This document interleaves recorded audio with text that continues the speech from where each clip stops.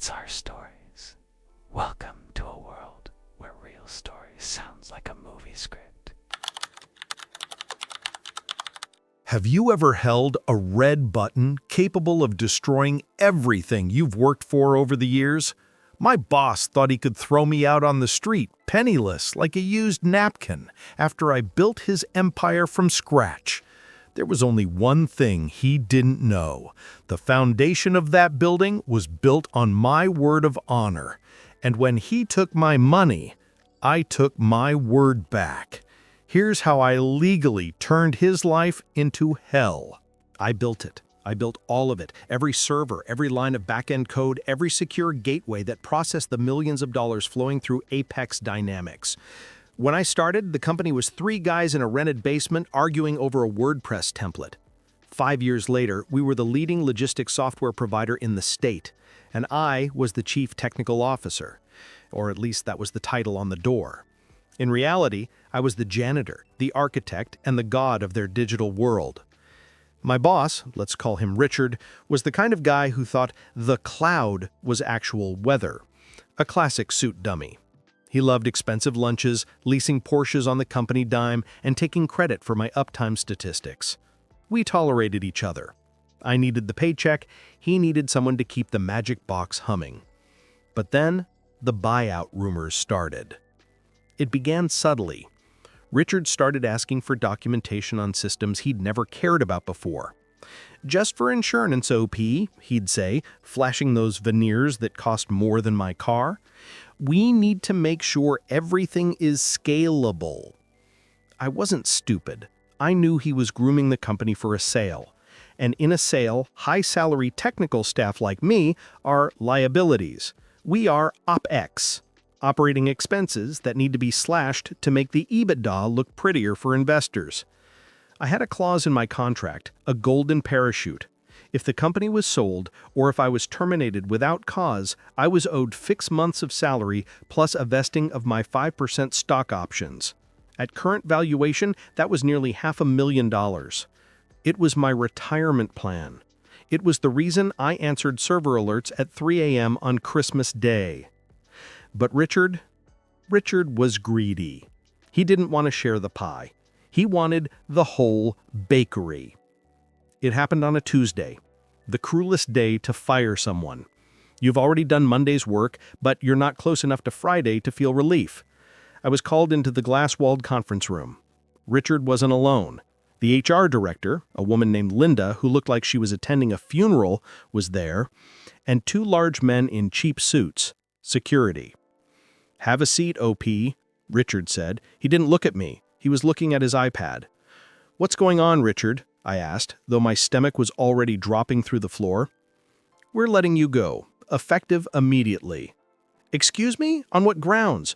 Our uptime is 99.99%. The new migration is ahead of schedule." Richard finally looked up. His eyes were dead. "Gross misconduct." I laughed, a dry, nervous sound. "Misconduct? Are you insane? I practically live here." "We found evidence that you've been using company resources for personal crypto mining," he lied, smoothly, without blinking. I stared at him. It was such a blatant fabrication. My rig at home was better than the servers here. "That is a lie, and you know it. Show me the logs." "We don't have to show you anything," Linda from HR piped up, her voice trembling slightly.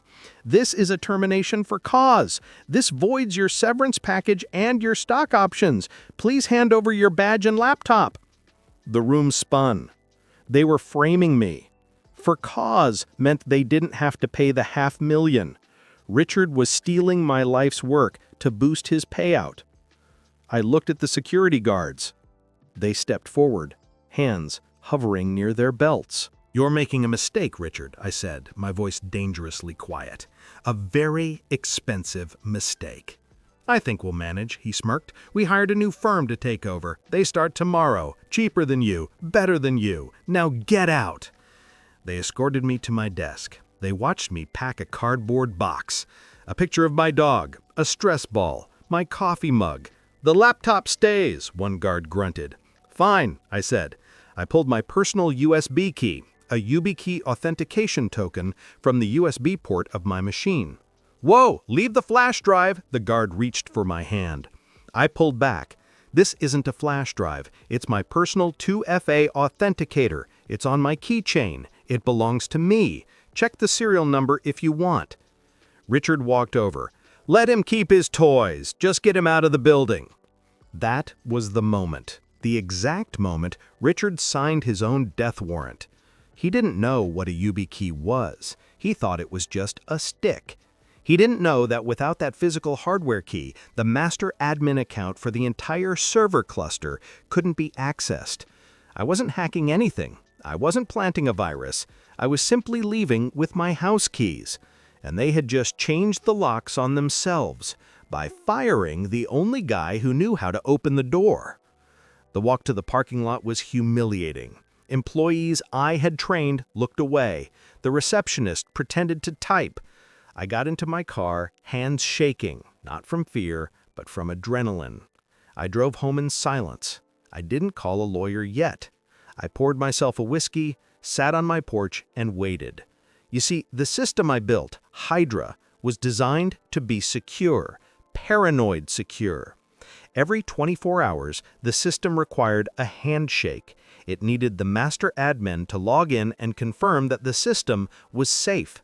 If that handshake didn't happen, Hydra assumed the system was compromised. It wasn't a bomb, it was a dead man switch.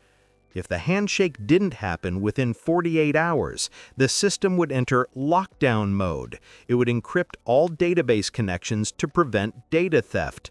To unlock it, you needed the physical key. My key, the one in my pocket. I checked my watch. It was 4 p.m. The handshake was due at 9 a.m. tomorrow. I slept like a baby. 9 a.m. I was making pancakes. Blueberry pancakes. I hadn't made breakfast on a weekday in 4 years. Usually by 9 a.m. I was already 3 coffees deep putting out fires because some warehouse in Ohio lost connectivity. Today, my phone was on the counter. Silent. Screen down. At 9:01 a.m., the Hydra system would have pinged the master admin account. It would have requested the cryptographic signature from my YubiKey. It wouldn't find it. At 9:05 a.m., the automated intruder alert protocols would kick in. Hydra wasn't just a database. It was a fortress. Without the handshake, it assumes the servers have been physically stolen or compromised. Its defense mechanism? Total isolation. It severs all external API connections. At 9:15 a.m., the first truck driver at a distribution center in Texas probably tried to scan a barcode and got a connection timeout error. At 9:30 a.m., my phone vibrated. It wasn't Richard, not yet. It was Sarah, a junior dev I had hired a year ago. She was a good kid, innocent in all this. I let it go to voicemail. Then again, and again. By 10 a.m., my phone was buzzing so hard it was moving across the marble countertop. Sarah, then unknown number, then Richard, then Linda from HR, then Richard again. I took a sip of coffee, picked up the phone, and turned it off. I wasn't being petty, I was being legally cautious. I was no longer an employee of Apex Dynamics. I had no authorization to touch their systems. If I answered and gave them advice and something went wrong, they could sue me for sabotage. My silence was my shield. I later learned what was happening inside the glass walls of Apex Dynamics. It was a bloodbath. The new firm, the cheap MSP Richard hired to replace me, was in full panic mode. They had logged in with the secondary admin credentials Richard had given them. But they didn't understand Hydra. When the system locked down, they did exactly what amateurs do. They tried to force a restart. Big mistake. Hydra's database is stateful. If you force restart the cluster while it's in lockdown mode without the decryption key, the data doesn't corrupt. It simply becomes unreadable. It turns into digital gibberish to protect itself from theft. By 11 a.m., the entire logistics network of Apex Dynamics was dead in the water. Trucks were idling at loading docks, unable to verify cargo. Ships in port couldn't offload containers because the manifest wouldn't load. Millions of dollars in perishable goods were sitting in the sun waiting for a computer to say, "Go." And the only guy who knew the magic word was eating pancakes and watching Netflix. At 2 p.m., I heard a car screech into my driveway. I looked through the blinds. It was Richard's Porsche. He parked halfway on my lawn. He looked disheveled.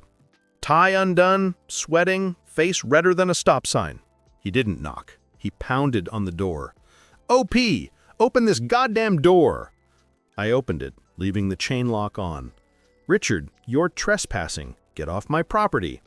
"Fix it!" he screamed, spit flying. "Fix it now! The whole system's down! We're losing $50,000 an hour! The new guys can't get in!" "I don't work for you, Richard," I said calmly. "Remember? Gross misconduct? I was fired for cause." "Stop playing games! You planted a virus! I'll have you arrested!" "I didn't plant anything," I replied, my voice cold. "The system is working exactly as designed. It's a security feature. It detected an unauthorized intrusion, your new guys, and locked the doors because the master admin wasn't there to verify them." "Give me the password!" "There is no password, Richard. It's a hardware key, the one you told your guards to let me keep, because you said, and I quote, 'Let him keep his toys.'" Richard's face went pale. He remembered. The color drained from him so fast I thought he might faint. "The stick? The USB stick?" "The YubiKey," I corrected. "And yes, it's currently in my pocket." "Give it to me!" He reached through the crack in the door. I slammed the door shut, unlatched the chain, and opened it fully, stepping out. "I'm 6'2".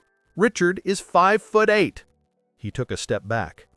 "That key is my personal property," I said. "It contains my personal GPG keys, my crypto wallets, and my personal identity. I am not giving it to you, and I am certainly not plugging it into a compromised system belonging to a company I don't work for."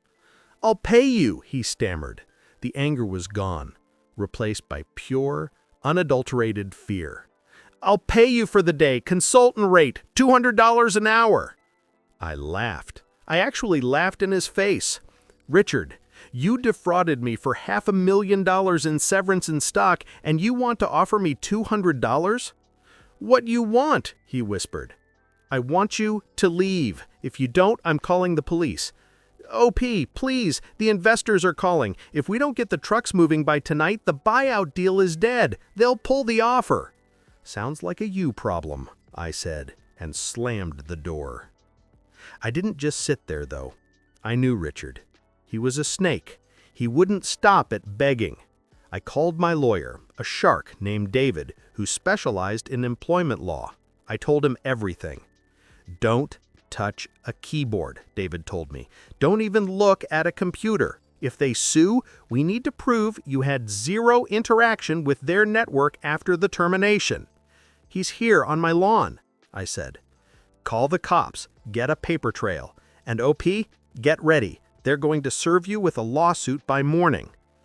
David was right, but he underestimated the desperation. By 6 p.m., the news broke. A local business journal tweeted, "Logistics giant Apex Dynamics halted by massive cyber attack. Insider threat suspected." Richard was spinning the narrative. He was blaming me publicly. He was trying to destroy my reputation to cover his own incompetence. That was his second mistake.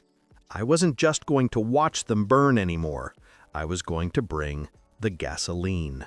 The next morning, I wasn't woken up by an alarm. I was woken up by a process server pounding on my door at 7 a.m.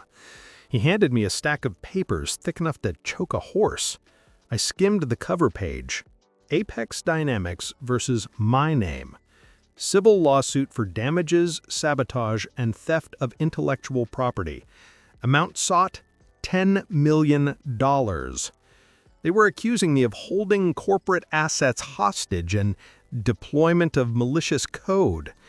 It was terrifying on paper, but my lawyer, David, just laughed when I sent him the scans. This is a slap suit, David said over the phone. Strategic lawsuit against public participation. They're trying to scare you into submission. They don't have time for a court battle. They have a buyout closing in 48 hours. Grab your suit. We are going to their office. We walked into the Apex Dynamics boardroom at noon. The air conditioning was broken, or maybe it was just the smell of fear sweat in the room. Richard was there, looking like he hadn't slept in 2 days. Next to him was a team of expensive corporate lawyers in Italian suits, and in the corner, looking pale and terrified, were the new IT guys, 2 kids who looked like they were fresh out of college. Richard's lead lawyer, a shark named Mr. Sterling, didn't waste time. "Your client," he pointed a gold pen at me, "is in possession of a digital encryption key that belongs to Apex Dynamics. If he does not hand it over immediately, we will push for criminal charges, grand larceny, cyber terrorism." I started to speak, but David put a hand on my shoulder. "My client is in possession of his personal hardware authentication device. It is his property. Furthermore, your client fired him for gross misconduct involving crypto mining. If he was such a criminal, why does your entire infrastructure rely on him?" "He planted a logic bomb," Richard shouted, slamming his fist on the table. "I said it to blow up if he was fired." "Actually," I spoke up, ignoring David's glare, I looked directly at the 2 terrified IT kids in the corner. The taller one swallowed hard. We tried to bypass the handshake," he squeaked. "We tried to mount the database drives directly to a Linux recovery kernel to extract the data." I nodded. "And what happened?" The encryption headers, they scrambled," he squeaked. The data is there, but it looks like static." I turned back to Richard. "There it is. I didn't destroy your data, Richard. Your cheap replacements did. They tried to break into a safe with a sledgehammer and triggered the ink packs." Mr. Sterling, the lawyer, stopped pointing his pen. He looked at Richard. "Is this true? Did your team attempt unauthorized access protocols?" Richard stammered. I told them to get the data. We have trucks waiting." David leaned forward, smelling blood. "So let me get this straight. You fired the only certified architect, you hired incompetent staff, they corrupted the database, and now you're suing my client for your own negligence? We will countersue for defamation, wrongful termination, and let's say emotional distress. We're talking about a jury trial, Richard. It will take years. And that buyout deal, it'll be dead by Friday." Richard slumped in his chair. He knew it. The investors for the buyout were already blowing up his phone. If the system wasn't up by tomorrow, the deal was off. He would lose millions. The company would likely go bankrupt. The silence stretched for a minute. The only sound was the hum of the server room down the hall, a server room that was currently a paperweight. "What do you want?" Richard asked. His voice was broken. "No more arrogance, just defeat. I want my severance," I said. "The 6 months' pay you tried to steal." "Fine," Richard waved his hand. "What? Fine. 6 months. Just give us the key." "No," I said. "That was the price yesterday. Today, the price has gone up." I stood up and walked to the whiteboard. I picked up a marker. "Problem 1, I said. "You fired me for cause, to void my stock options. That needs to be reversed. I want a written statement admitting the accusations were false, signed by you." Richard's face turned purple. "Admitting fraud?" "Problem 2, I continued. "Your new team corrupted the headers. Inserting my key won't fix that anymore. The database needs to be rebuilt from the backup tapes and resynced. That is a complex operation. I am the only one who knows the schema." I wrote a number on the board. "I will come back as an independent contractor. My rate is $500 per hour. Minimum billable hours, 100. Paid up front." "That's extortion," Richard gasped. "No, that's capitalism," I smiled. "Supply and demand, Richard. You have a very high demand, and I am the only supply." Mr. Sterling whispered something in Richard's ear, probably something like, Pay him, you idiot, or you lose everything." Richard closed his eyes. He looked like he was swallowing broken glass. "Draft the agreement," Richard muttered to his lawyers. 2 hours later, the paperwork was signed. I had a certified check for my severance, I had a written apology clearing my name, I had a consulting contract worth another $50,000 up front, and my stock options were fully vested. I walked into the server room. The 2 new IT guys were watching me like I was a wizard. "Watch and learn," I said. I plugged in my YubiKey, the little green light blinked, I typed in my passphrase. Access granted. But I wasn't done yet. I wasn't just going to fix it, I was going to make sure Richard remembered this for the rest of his miserable life. I initiated the restore sequence. A progress bar appeared on the main screen. Estimated time to completion, 14 hours. "It's going to take all night," I told Richard, who was hovering in the doorway. "I suggest you order pizza. I like pepperoni." But the real revenge wasn't the money. The real revenge was what I found in the email logs while the system was restoring. Evidence. Evidence of why Richard was really selling the company so fast. He wasn't just greedy. He was cooking the books. It was 3:30 a.m. The office was dead quiet, except for the hum of the cooling fans and the rhythmic chewing of Richard, who was eating the pizza I ordered. He was pacing nervously, watching the progress bar on the main screen. Restoration, 85%. While the database was rebuilding, I had root access to everything, including the deleted partitions on the finance server. Richard thought wiping a hard drive was enough. He didn't know that Hydra automatically backed up everything to a shadow volume for redundancy. I started looking through the files labeled Buyout Due Diligence. I compared them to the actual transaction logs I was restoring. And there it was, the smoking gun. Richard had been falsifying the shipping manifests. He was categorizing pending orders as paid revenue. He had artificially inflated the company's profit by nearly 40% to secure a higher buyout price. If the acquiring company, a massive global conglomerate, found out, the deal wouldn't just be canceled. It would be fraud, federal wire fraud. I didn't smile, I didn't gasp. I simply exported the real logs and the fake reports into a zipped folder. I named it the real numbers.zip. At 5:15 a.m., the screen flashed green. System restored. Integrity 100%. The lights on the server racks turned from angry amber to steady blue. The fans spun down, the silence broke as the printers in the hallway started churning out the backlog of shipping labels. "It's done," I said, pulling my YubiKey out of the console.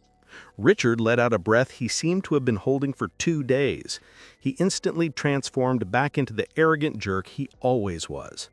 "You know, OP, if you had just done your job in the first place, we wouldn't be here. Don't expect a reference letter." I looked at him. I had $500,000 of his money in my bank account. I had a signed consulting contract, and I had the grenade that would blow his life apart on a scheduled send timer.